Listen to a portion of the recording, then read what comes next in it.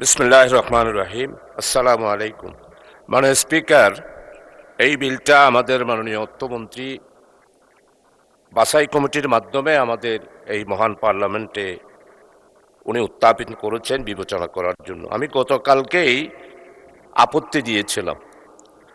তো আজকে সেটা হচ্ছে যে শেয়ার বাজার সম্পর্কে 2010 সালের পার্লামেন্টে আমাদের মাননীয় সংসদ সদস্য বিস্তারিতভাবে সেই দিন বক্তব্য রেখেছিলেন।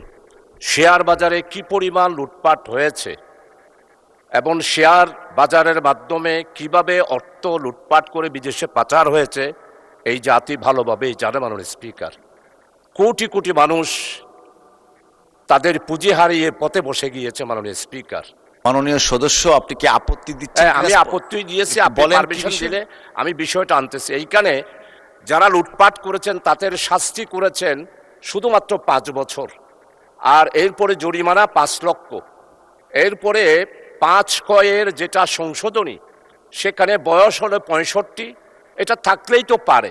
এখন এই 65 বছরটা সেটা অমিট করে দিয়ে এটার বয়স সীমা কোনো কিছু নির্ধারণ না করে আমাদের মনে হচ্ছে, আমাদের মাননীয় স্পিকার যখন সভাপতিত্ব করছিলেন উনি বলেছিলেন যে আমাদের শুধুমাত্র 2006 সালে বিচারপতির কেয়ারটেকার সরকারের 2 বছর বাড়াতে গিয়ে শেষ পর্যন্ত বাংলাদেশে গণতান্ত্রিক ধারা কিভাবে বিঘ্নিত হয়েছে মাননীয় স্পিকার আমরা সবাই জানি।